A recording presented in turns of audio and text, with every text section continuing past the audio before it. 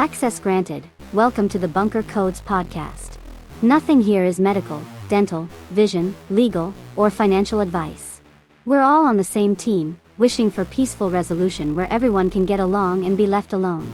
Enjoy your stay. Bye. That ring of fire. That ring of fire. None of this is medical, dental advice about anything. None of this is advice about anything. That's just the way it goes. Some house cleaning. I throw in the little AI voice at the beginning and the end, so I don't forget to say the disclaimers. And it's a part of the shtick about pretending that this is a radio show or that you're entering a bunker. So if you don't understand that, then I apologize. It was explained, but there you go.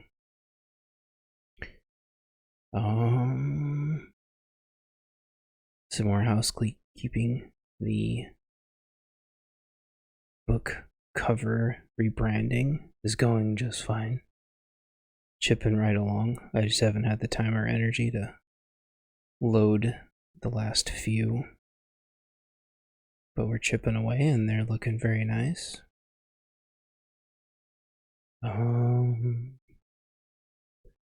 Ghost Company 2 surprised me. It's actually at about 25,000 words. I found 2 or 3 lost chapters, which happened as a result of the last laptop getting damaged in the move and me saving a bunch of different copies. This episode is now officially filmed in front of a live studio audience.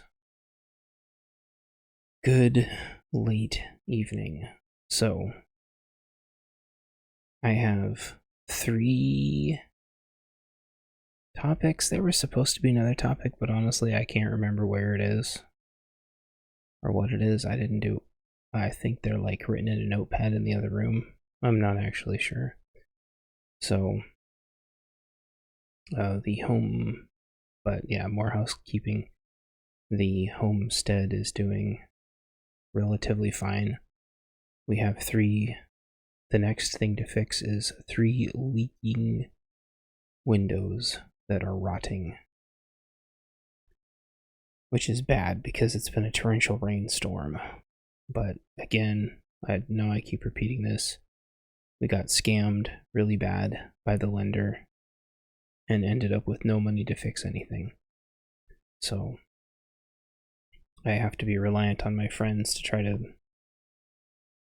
hopefully scavenge the windows for me and hope for the best, because the rebates don't even cover like 10% of what Windows costs these days. And maybe cost was like the first thing that I wanted to talk about. Food cost, inflation. To be honest though, I'm not actually sure. Growing food next year is going to be very important. And you should be working on your seeds now. And it's going to sound funny, but I wish I could just go over to the neighbor's yard and chase their cows around with my wheelbarrow, because I could really use that manure. But they can get into my yard because they're cows and nothing can stop them, but I can't as easily get into their yard to scrape up the pies.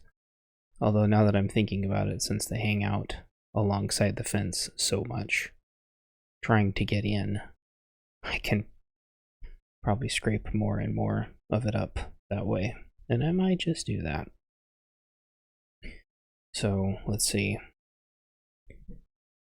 kind of didn't want to jump right into the topics because they're not going to be very, very fun topics tonight.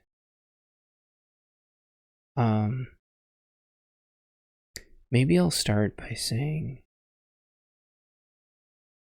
what did I get right or wrong in my books, which I like to talk about sometimes. I couldn't have imagined there being the sheer volume of invasion that's going on right now from now our north and south borders. Ask your neighbor if you can get the patties. I'm sure they would have no problem with me doing that. The problem is, it may have seemed like I was joking, but there's no easy way for me to get there. They squeeze their fat cow asses through the fence, but I wouldn't have any way of getting my wheelbarrow over there, if that makes sense. There's no I don't have like a gate. They've just been squeezing through like really fat blobs. No matter how much I try to fix the fence, they just keep squeezing their giant fat cow bodies through. But they've been leaving their pies right on the edge, so I'm gonna totally start taking advantage of that.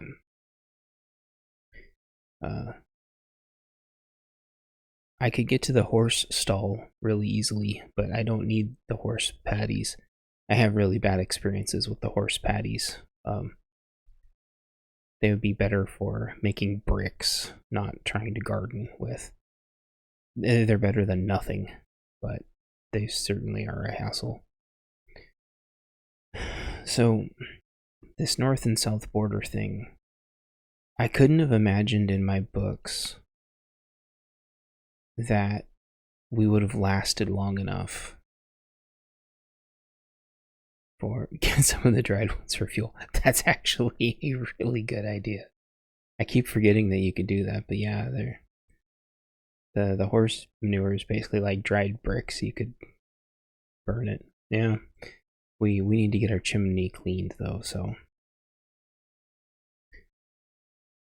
I don't have the space to dry out the cow. I mean the horse piles. There are a couple of horse piles in my yard, but not enough. I don't know. I hope someday to have a good enough relationship with them to where I can not the horse, because if anything happened to the horse, that would be horrible, but the cows are very peaceful and they don't get hurt. They're not fragile like the horses are. So something to remember in my books is that President number 45 didn't happen. Like, we didn't get an extra 5 years in the books. We spent basically the last 5 years, well, now 8 years. My books take place 5 years ago. Except if the last 5 years hadn't had a president that had kind of kept everything going for 4 years. So I didn't think that we would have got a president that was just going to open the borders. I thought that we were going to crash before the open borders. Relatively speaking, in book 13, I estimated that the bottom third of California was going to get taken over. Well, the kitties are mowing. I thought that like the southern half of California was going to get taken over and completely converted. But I didn't imagine like full on South American and South African and Chinese and every other faction known to man, right? Haitians showing up in the thousands. I thought we were going to go downhill way before that was going to happen. One of the advents of number 45 giving us a 4-year reprieve, but then not finishing the wall, is number 46 saying, I want everyone to pile up at the border. And then him restarting the war with UKR fast-tracked everything and largely made those 4 years of reprieve null and void. And his kiddo was working in the background the whole entire time, as we know. So everything happening now would have happened 4 years ago, but it would have happened in a more natural progression. So I think that's interesting. And I think that's easy to accommodate in my series, because my series is only 5 years in the Pacific Northwest and the West Coast in general, and the next 5 years happen in the Midwest and East Coast. You know, and maybe it makes more sense to have, you know, a South American city and a South African city. And like in Ghost Company 2, there's like a little mini Islam and like a little mini, I don't want to spoil all of it, but they ran into some of that in Ghost Company 2, but I don't really know how much I want to spend on all of it. It just depends on how fleshed out the ending gets, I suppose. But that was one interesting anecdote. But the rampant homelessness, I called all that. The mass immigration, I called it all, at least as far as California. I think I never just bothered to extrapolate the rest because I didn't have time to write it all. If I had sat and thought about mass immigration long enough, I suppose I would have eventually forecasted the whole thing. But honestly, the Chinese, the Russians, and UKRians are all through my books, left and right and up and down on the West Coast in massive numbers. I just think in my books, they didn't even need to come through the borders. Like, they own the ports. And maybe that's part of something I still don't understand as to why the Chinese even need to come through the border. They all have work visas. The whole thing doesn't make any sense to me at all. A lot of these just like horrible, violent criminals are coming through on work visas. Like, they don't even need, and this is what's mind-blowing, although it's probably 50-50. They don't actually need to illegally come across the border. It's very weird, and it doesn't make any sense. So, I don't know. I don't even know what their game plan is. People say, well, they're going to be sleeper cells. That may be true, but so far, they don't seem like they're making sleeper cells. They seem like they're just immediately turning into organized crime and trying to carve areas out for themselves.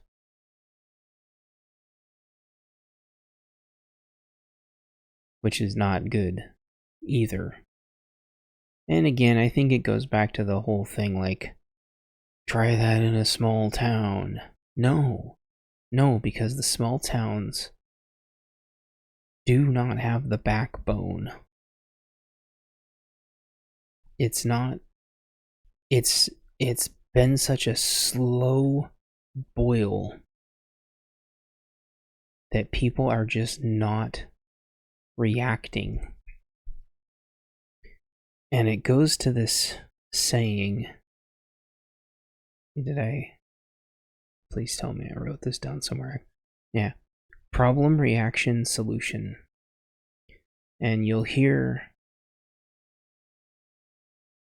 Luke Radowski of We Are Change say this constantly. He'll say, problem, reaction, solution. And the small towns don't have enough of a problem yet that has garnered a reaction to a solution. And until everybody realizes that this is an all or nothing scenario, and I'm not saying you shouldn't have measured responses, but what I'm saying is don't get stuck into the trap of waiting until something triggers you to react, to search for a solution, because that is what they want. You have to get out of that loop. That's why people in quote-unquote small towns keep making stupid overreactions. Because they've been asleep for so long that they've never trained or practiced. So they're just not prepared. And sure, you can hear a mag dumping here and there. That doesn't scare anybody. That's not going to scare a cartel. These people are running around in 6-man teams with Wi-Fi jammers, taking out the most expensive security systems money can buy. We are in the purge right now. In almost every major city, there is unmitigated organized crime that is more highly trained than 99% of the people on the planet. Most of the military, not door kickers. Most of the vets, not door kickers. I love them. Most of them are logistics. They are not that well trained. 99% of police are not that well trained. They would get destroyed. Security is an illusion. That is what they don't want you to know. Security is an illusion. These teams are ludicrously well organized, and you can pay any of them to do anything that you want. Everything is for sale now. And I think a huge chunk of that is organized crime from outside of the country. They are turning our country upside down and inside out. And if it's not them, it's them emptying out the jails. Like, the insane are leading the asylum. And this election year is going to be very bad for anybody who has not planned and prepared for a measured response and is not ready to give up everything to be prepared for this. I don't mean max out your credit cards, but I don't mean playing Call of Duty to mentally prepare yourself either.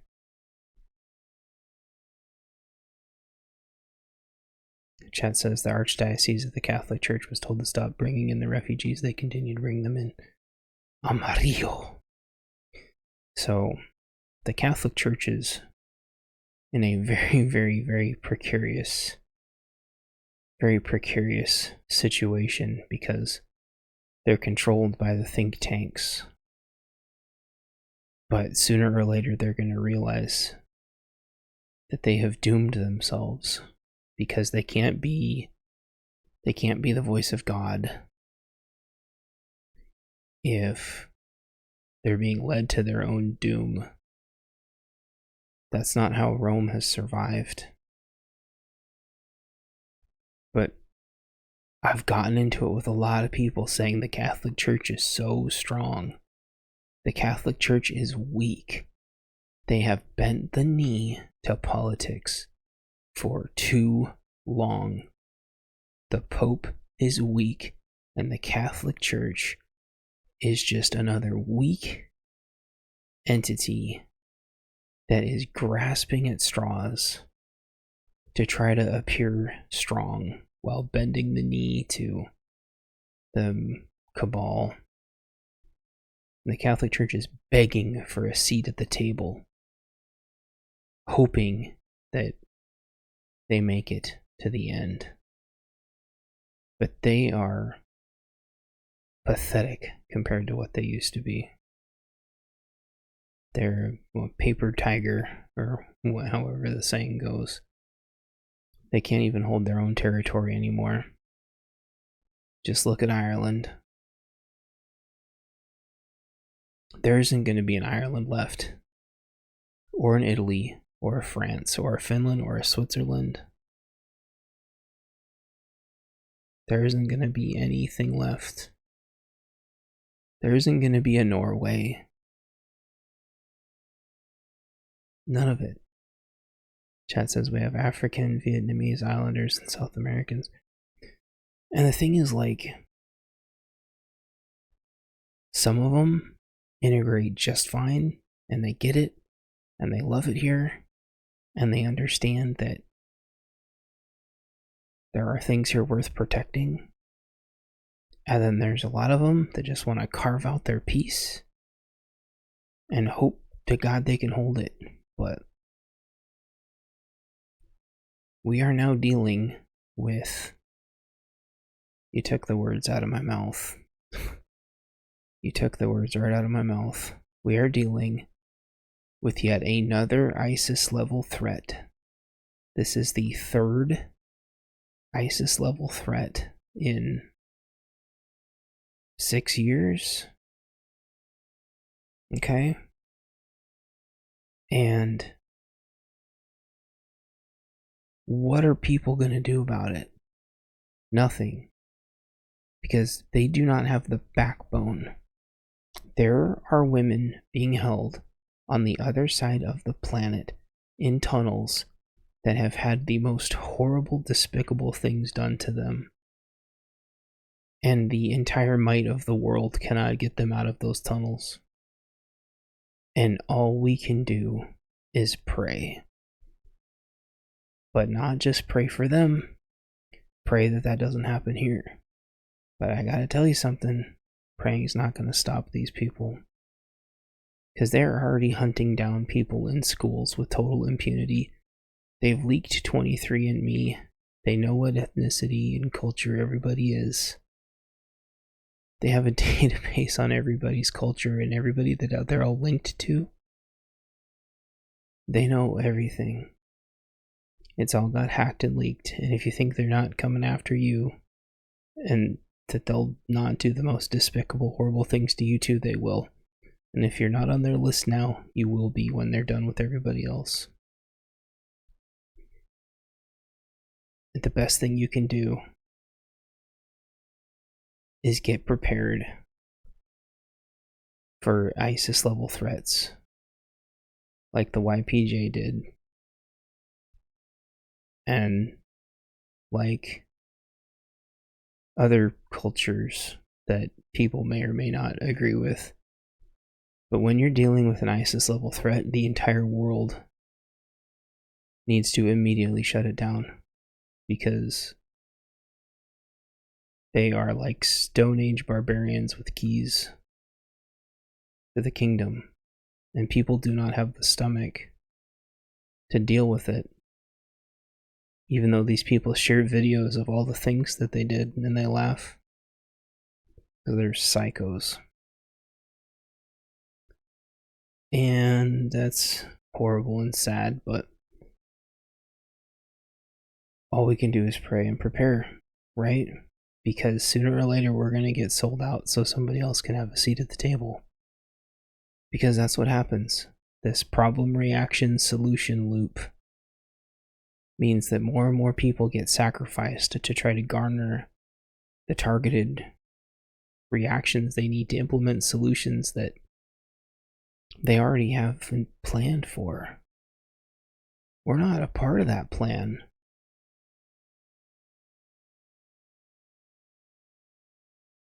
They want to just brush it all under the rug. And the other side is doing the same thing. It's like two cogs, right? These two opposing forces, but they're kind of like two hurricanes that need each other to swirl, right? So the other side is protesting their brains out. They're protesting like their lives depend on it because they don't have any faith. We sit there and we pray. We hope for their release. We hope somehow there's some way of salvaging what little humanity, what little hope there is left, and we pray. Because this is way bigger than us. The other side, they protest and protest and protest. And it's going to get co-opted by violence. And they will have lost the moral high ground, and all their thoughts and prayers aren't going to matter either. Yep, I agree 100%. Well, they trained him and armed him last time, and now they trained him and armed him again. I mean, you can set a clock to this. It's the same damn thing over and over and over, and people, I think slowly people are waking up. But this is the same thing every time. And it happens in South America, and it happens in Africa. It happens everywhere, and they keep... Yeah, exactly. And they keep pushing it under the rug, and they keep forcing more and more visceral reactions to more and more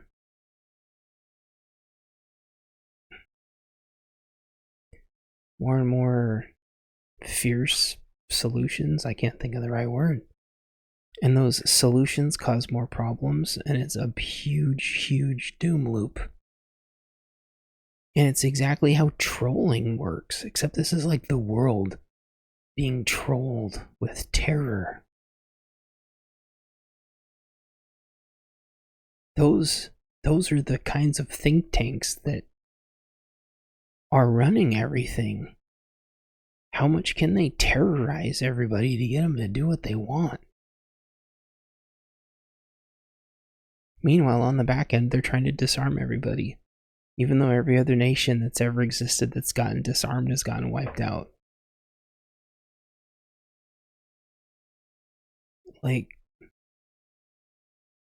This is it. And I'm not calling for anyone to do anything crazy. Don't max out your credit cards. Don't do anything stupid. But you have to be aware. Because there are so many fake Christians. And there are so many fake conservatives out there. And make no mistake, the other side gets as triggered and as upset when they see what they perceive as their people getting hurt. They feel the same pain as we do. Whoever's listening right now, I don't know what your ethnicity or your culture or your religion or your identity, but when you see somebody that you identify with getting hurt, it hurts you. And whatever you think the other side is, when they see their people hurting, they get upset too. We all do. But it's the think tanks that cause this to happen. And they all know, because they have databases. Hey, thank you for the host. I'm not talking about super happy stuff right now, so I understand if everybody's like, what the hell? But I've seen people that I would identify with getting hurt, and I've seen people that I've identified with getting thrown in jail. And so I can say that I know how the other side feels. We just do two completely different things about it. The problem is those reactions and solutions cause this endless turmoil that there is no solution to other than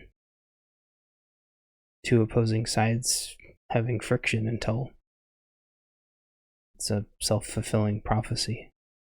But it doesn't have to be that way. Which is why my entire book series is about finding common ground.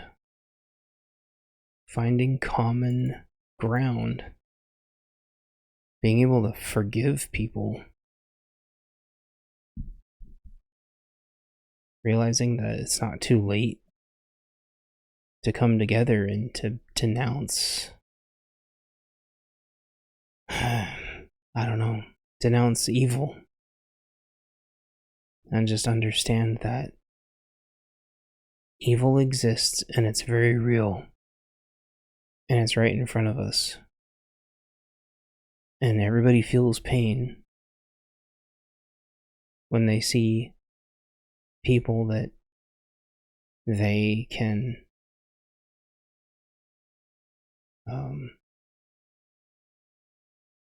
people that they can empathize with, people that look like them and talk like them and act like them.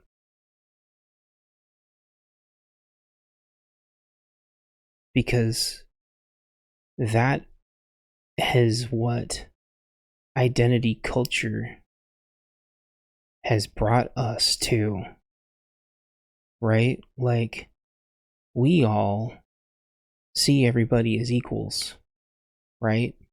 Like, they talk about this ethnicity is more superior than that ethnicity, but then they say you're born with it.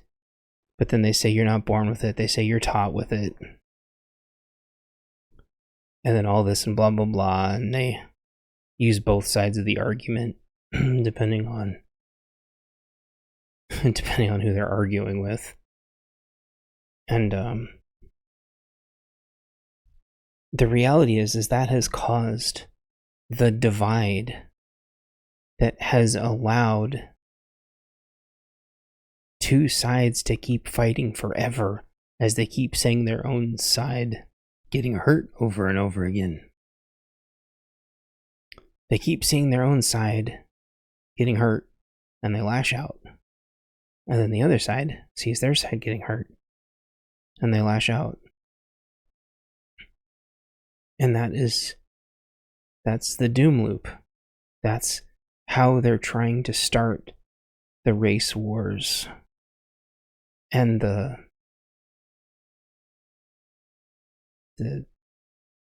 class wars.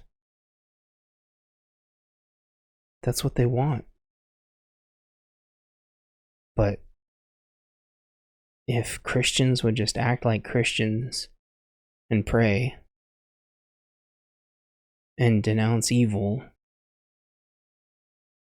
and if everybody else would just realize that they're getting played and that this whole thing is orchestrated,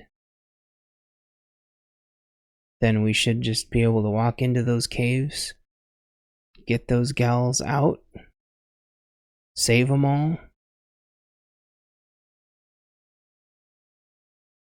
and the people see justice that need to see justice, and not allow evil to continue proliferating in this world. Instead of us constantly being played. Because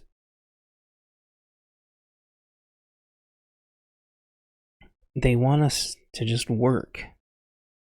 They want us to work for fake taxes as they print money And they want us to do our fake votes every 4 years with both sides backed by the same lobbyists, both sides invested in the same companies. They don't make that much money, but they all live in frickin' mansions.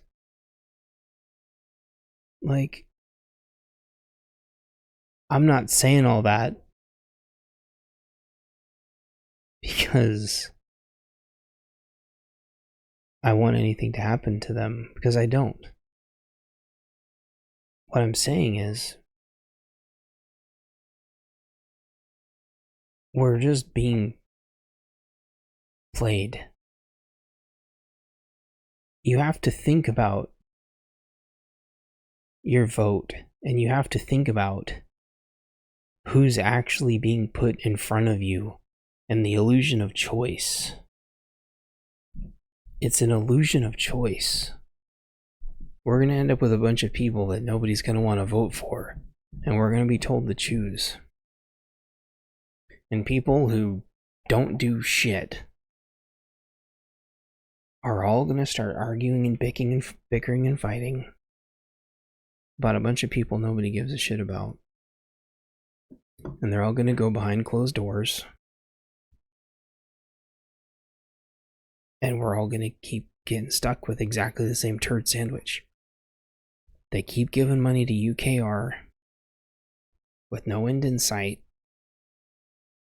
They're going to keep giving money to the other place with no end in sight. And when the big bad finally happens, we're going to be completely defenseless. And I don't think it's China.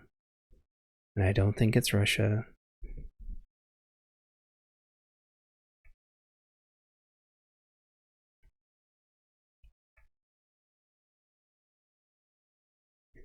But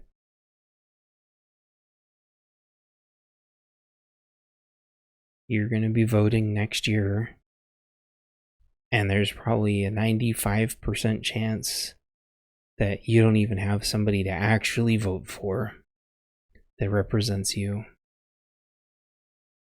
And I don't want that to make you feel like you're throwing your vote away, because this was set in motion a long, long time ago. And I'm gonna tell you the same thing I said 4 years ago, which is, if you're gonna vote, 2 years ago, I say it every 2 years because of the local elections, if you're going to vote, and if you have a really, really, really good candidate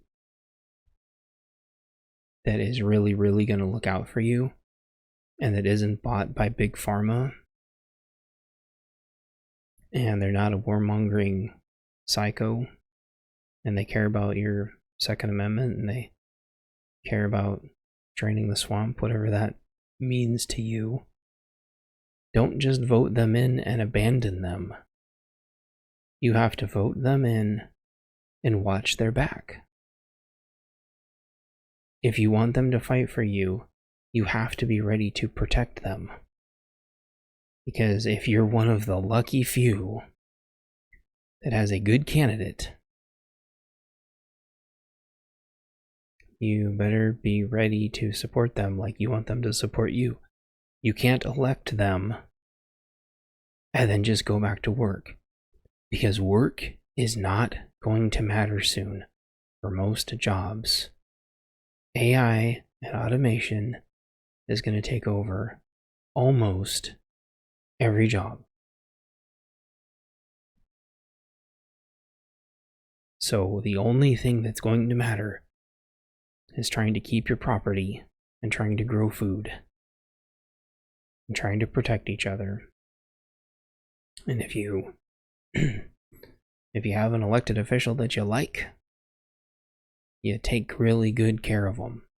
And if you have a church that you like, you take really good care of it. And before your riots or your protests get too dangerous, maybe try to talk to them if it's not too dangerous yet, if they're not too violent yet, and try to remind them that we're all stuck in the middle of a giant storm. And there is nothing to be gained from a class war. There is nothing to be gained from a race war. There's nothing wrong with going to college. I hear a lot of people that should know better talk shit about college like it's this big evil thing, when there are perfectly legitimate reasons to go to college. Just like there's perfectly legitimate reasons to go to trade schools. So, I don't know. It's so hard to articulate a message that doesn't sound like a call to action. But this isn't a call to action. It's trying to tell everybody that we are on the same side, which is the human race, and it's trying to let everyone know that we're being manipulated. By who? I don't know, and we're never gonna know.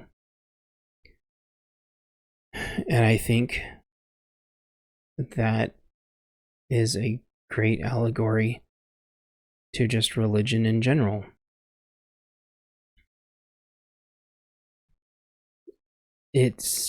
We are not allowed as human beings to completely understand the purpose behind everything. We're just not. Our brains can't handle it anyway, but even if we get close, it just magically slips away. And that's okay, right? Just like it's okay that we don't know who these think tanks are that are pulling the strings, and no matter who goes down, it's always some lackey that they throw under the bus just to kind of appease the morons that think one person going down is somehow going to unravel the thread, even though it never does.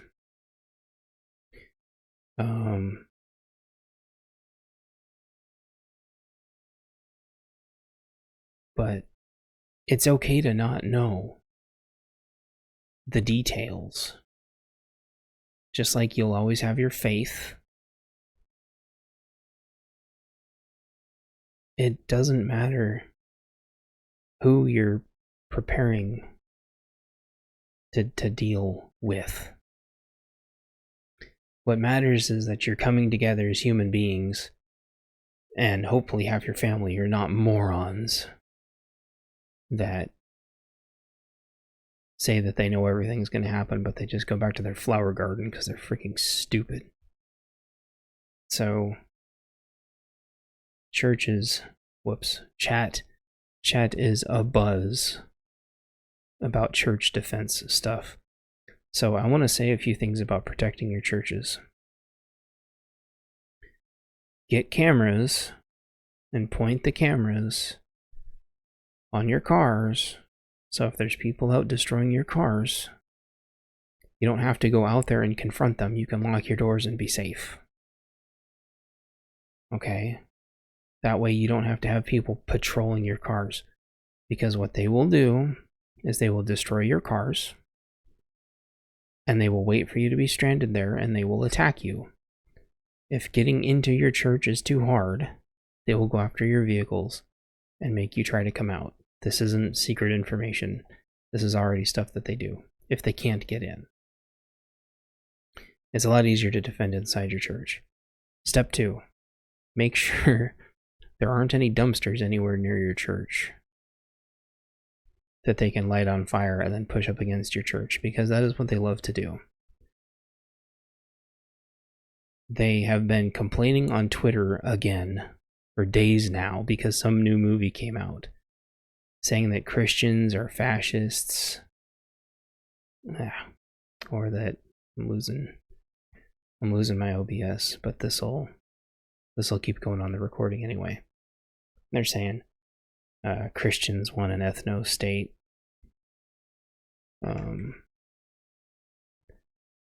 But really all they're trying to do is just pit the world against Christians.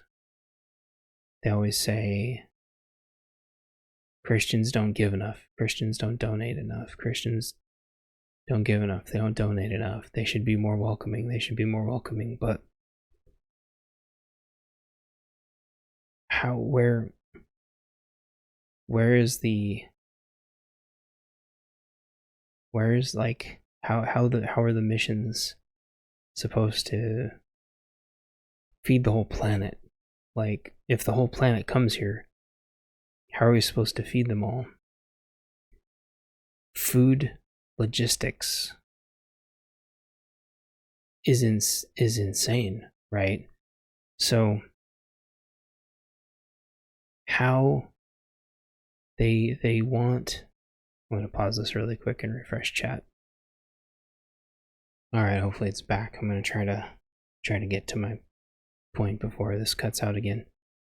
As far as I know, the Christians have never tried, nor have I ever heard or read of any desire for the Christians to have their own ethno state. Number one.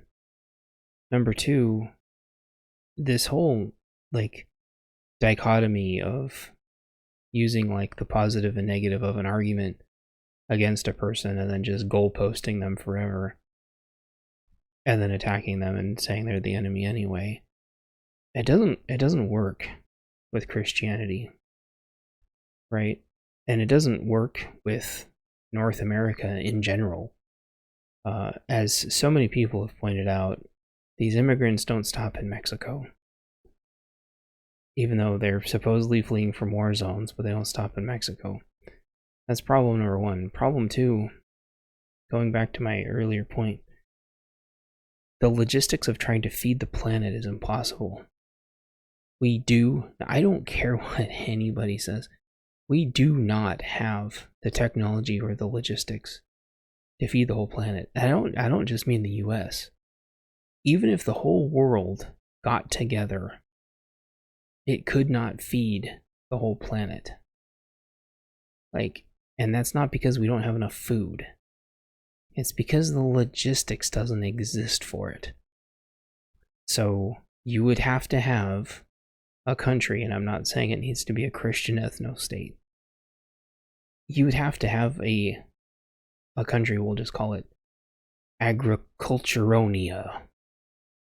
Okay? And then the whole world could come to Agriculturonia.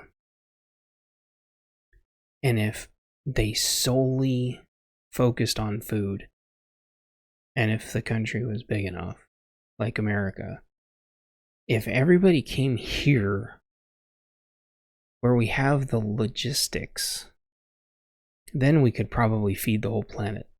If the planet was here. Or maybe Russia. They could probably do it in Russia too. Because I think they can grow a lot of food there, just not Europe, because Europe doesn't have a lot of growing. But maybe Russia could. Maybe we split everybody in half. Russia could feed the other half. I don't know. But who would do that? Only some kind of like religion that actually gave a shit about everybody enough to just feed them without even asking anything in return. And sure, there's like some lefty-loos and some commies that would probably do it too. But Christianity has a lot of, well, it used to have a lot of traditionally liberal people in it. It used to be bipartisan until Christianity got completely subverted by politics with the whole 501(c)(3) thing, which I've done, where you have to have your nonprofit, and it's like a sister form with you having to register your religion with the government. I wrote about all that in my Bunker Codes collector's edition. I wrote a whole giant thing on that. I was going to make my own religion once, and that's when I found out how deep that rabbit hole goes. It's insane. They're just, I don't know. So how else? How else would you feed everybody? Okay, you would have to. So one of two things: either you have to wipe out 90% of the planet, which is horrible. Although I've heard it mentioned many, many, many times by people I don't agree with at all. I don't think that's insane. Or you have to get giant agricultural robots. But I already can't remember what country it was, but they were already talking about dumping a bunch of salt into their air to making it rain for their crops or something. And it's just like, I don't know, we need giant agricultural robots or something. We need to like super industrialize. But even then, like, we don't have the logistics to get the food around. And that's why I think the Pacific Northwest is going to be like one of the few places that's left if quote unquote climate change keeps happening. Because I think there are going to be climate refugees. And I think food is going to be really important. But I don't think it's fair to level the whole thing on Christians and say, well, because you're a Christian, you should give up all your food. That just sounds an awful lot like the whole Bolshevik thing. And it happened in Africa also, where they just make all the people with agriculture just give up their agriculture. It's like, if we had giant robots, it wouldn't be a big deal. But we don't have giant robots. It would make more sense if we just went back to the way things were, where everyone just went and worked on farms, and they got a little room, and they worked on the farm, and everybody pitched in to try to get food going. Right? That doesn't have to be a Christian thing. That could just be a human race thing. All the migrants, they get shipped to New York, but there aren't really a lot of jobs for them in the same vicinity that there is the transportation to get them to their jobs. They have a huge logistical nightmare for the immigrants, or whatever you want to call them, in New York. It's a logistical nightmare. You need to get them onto farms where they can help make food. And when the lefty-loos let them all in, their excuse was, we don't have enough people to work. Nobody wants to work. Well, get them to the farms, and then they can help make food. Like, food is going to be the number one thing that we need.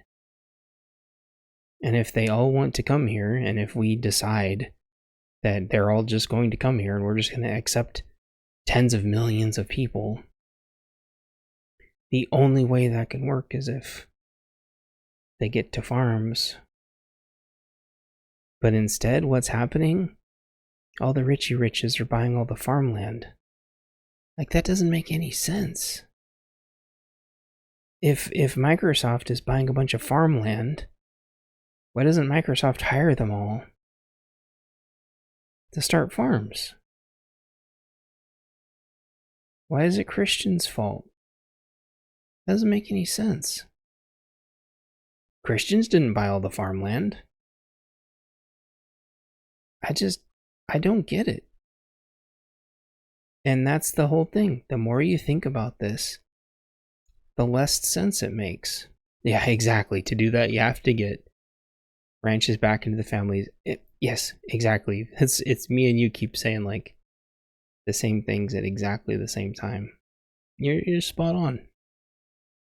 Well, and not only that, but they have to take all that land that's wildlife refuge land, or what? No, federal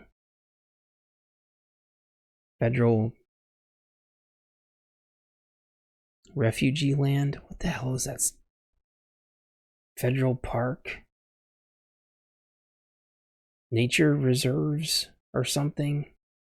And I'm not saying wipe out the rainforests, but it's like, if people have cattle and there's grass over there, like, let them feeding cattle is hella expensive, but there's grass everywhere. But they want to keep taxing the shit out of all of it. They want like every last penny until there's nothing left. Meanwhile, they just keep printing money and it's out of control. And my voice is given out because I've been talking nonstop without even taking a drink of water, and I didn't make any tea in anticipation of this, so hold on 1 second.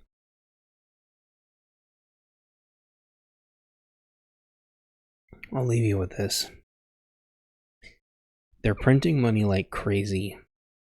There is no plan. Commercial real estate is toast. Going back into the cities is not going to work. The local councils are running out of money. Homeless population is through the roof. Fentanyl is proliferated everywhere. Yep, federal control of land and water. Exactly. And what are they doing with it? Nothing. It's all like in wildlife nature park preserves or something stupid like that. And, I don't know, and we're not ethically, like, slowly, carefully getting oil out of the ground either, and it just keeps causing more problems. Just so they can manually jack the price of oil up constantly and keep manufacturing more problems. But we have to break this loop by being more patient and empathetic towards each other and finding common ground. Not finding middle ground, finding common ground, and forgive each other. If someone said something because they were just a little awkward, or they weren't able to answer your question in some way the way you wanted, just forgive them. If your neighbor XYZ, you don't like their new car or something, just forgive them. Like, be a team. You have to be a team. Most of your family is probably stupid. And they've probably screwed you, and they've probably not been helping you cash with anything. And if they're not going to help you, and if they're not going to bug out, then fine. But if they show interest in it and it's not too late, try to be a team. Just don't expose yourself to the parasites. And it's hard. It's hard to take risks and be vulnerable. It's hard to open your heart. And there's safe ways to do it. And there's not safe ways to do it. But if you don't try now, you're not going to be able to trust anybody after the shit hits the fan.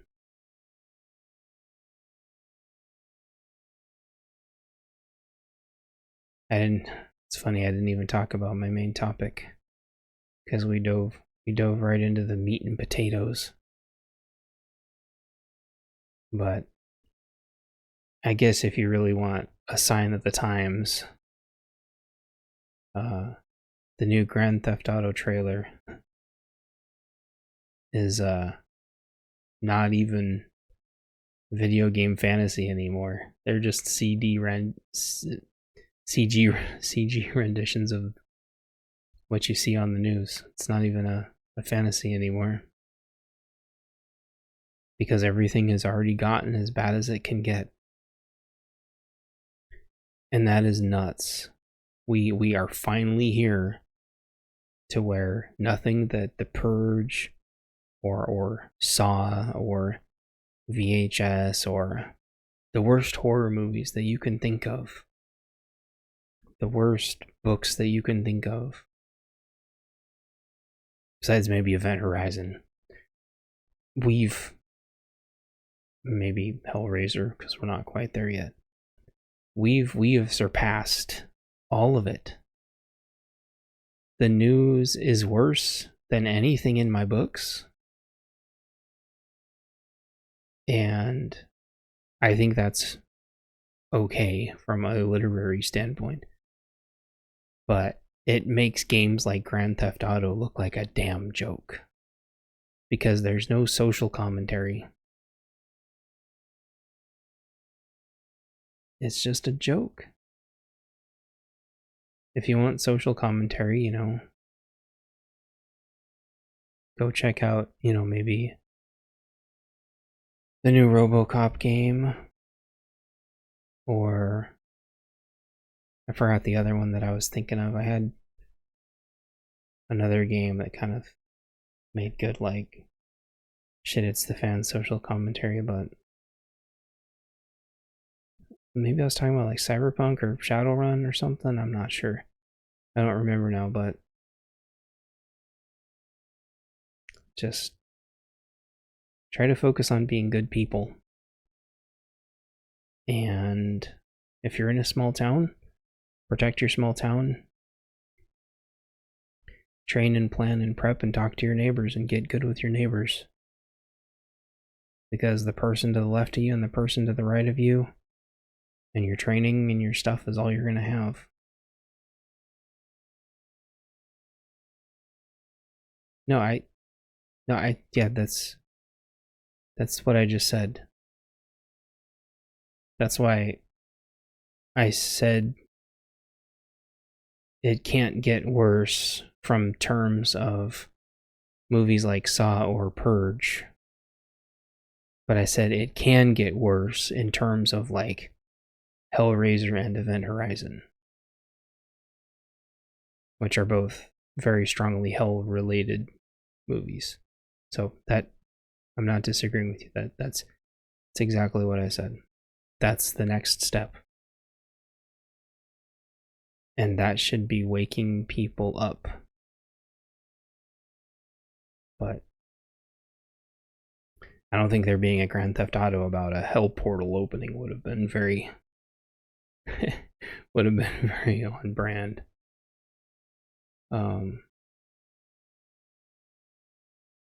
Yeah, so get right with God. Talk to your neighbors. Talk to your family, because this election year is going to be really bad. The cities are out of money. They're trying to restructure. They're trying to reorganize. They do not have money. Somehow, we can afford multiple wars, multiple proxy wars, but we cannot even run basic city maintenance. There's like basketball-sized potholes in the freeway all over the place. Doesn't make any sense. There's graffiti everywhere. The cities have fallen. People are being washed away in flooding rivers because there's no warnings to the homeless people that they're about to get flooded out. And they're trying to solve it with more bureaucracy.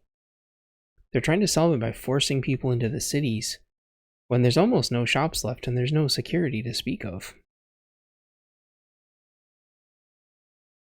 And they're just trying to ride it out until elections, but a lot of them aren't rerunning because they know it's just done. They know that this is the last one. Whatever happens this election, things aren't going to look the same afterwards.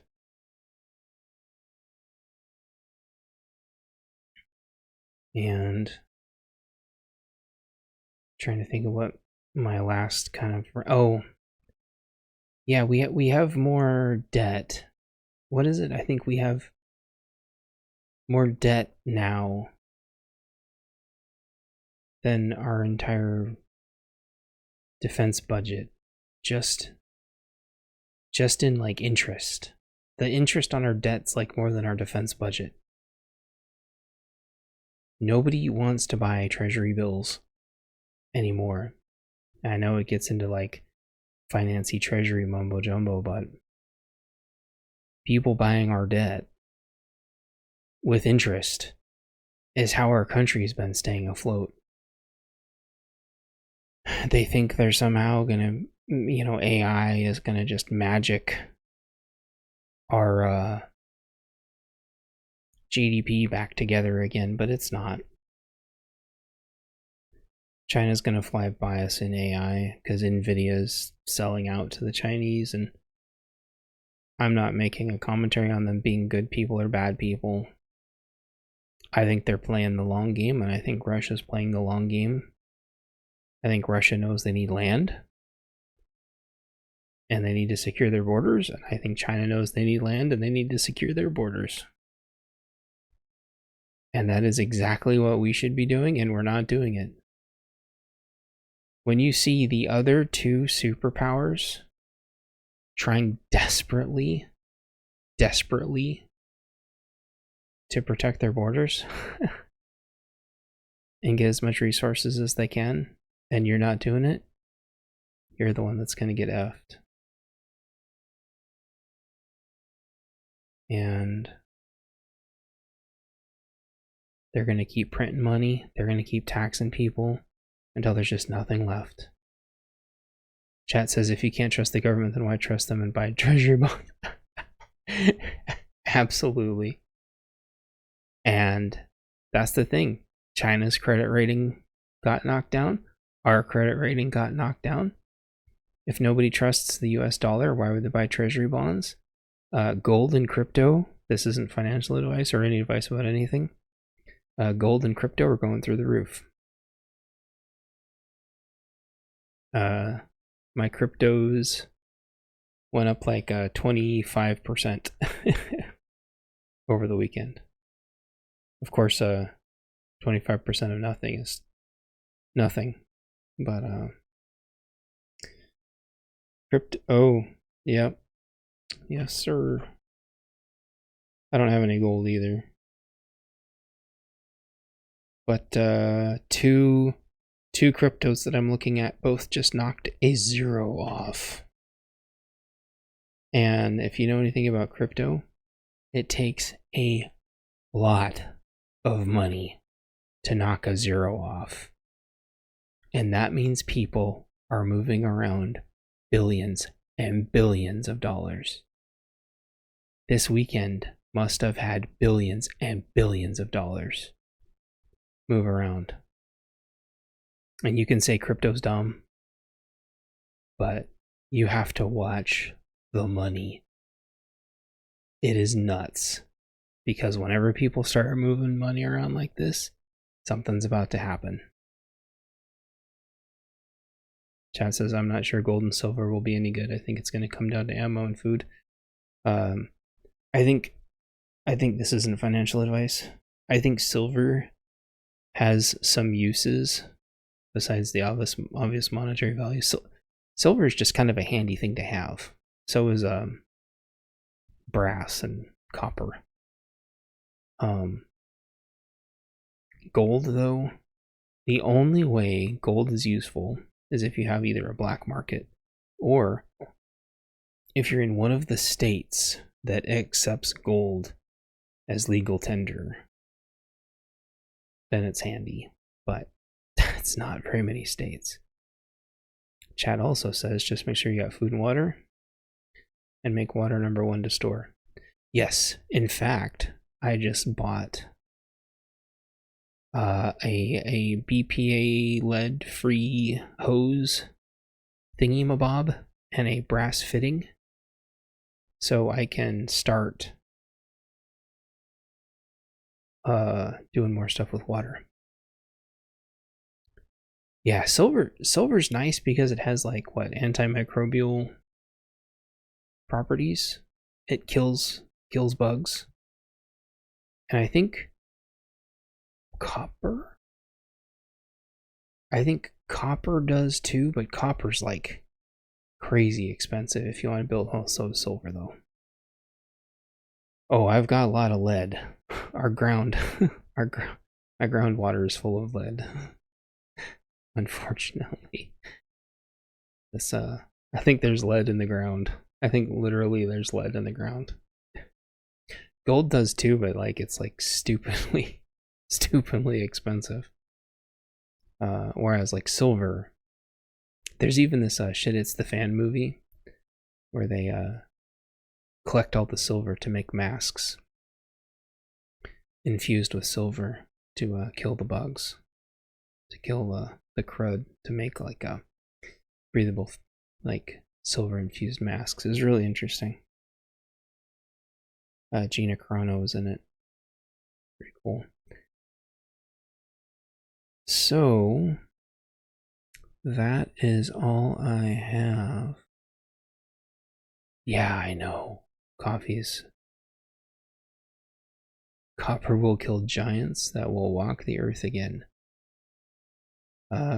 Copper jacketed hollow points. Perhaps. Coffee places are going belly up. That's not, yeah. I mean, that's one of the first things to go, isn't it? Because it's a luxury item. Well, 2 things. It's a luxury item, and if nobody's going into the city, nobody's going to drink coffee anymore. And if nobody has a job, nobody needs to drink coffee to wake up in the morning to do anything. They wake up in the afternoon and protest and then go back to bed after their bender. Plus, you can automate a lot of the coffee stuff. Get a little coffee machine at home. Get your coffee beans.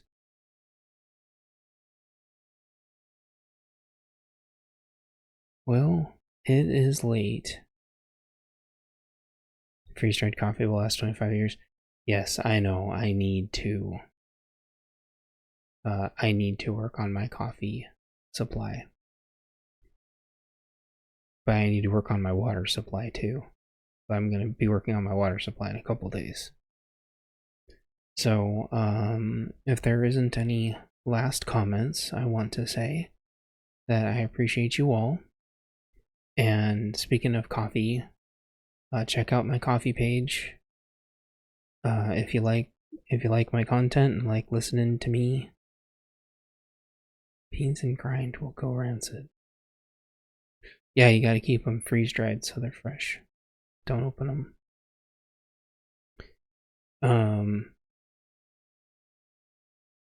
Check out my coffee page, and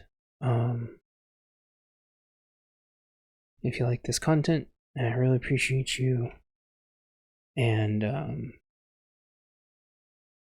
the coffee page helps me in between people buying books. So there's my coffee page. That's where all my updates go. And I really appreciate you all. And I hope you take care and hang in there. And I hope this is all taken as positively as possible. And nobody do anything stupid. And we all just want to get through this and be on the same team. And be good neighbors and be good people and just want to be left alone and be the best people that we can be.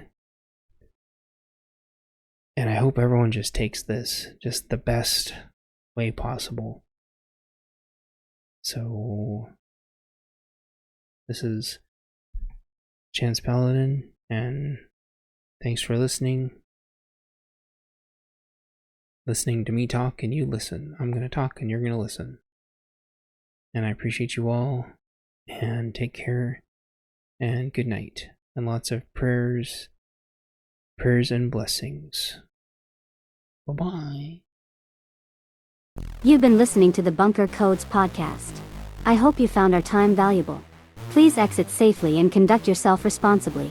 Until we talk again, have a nice day.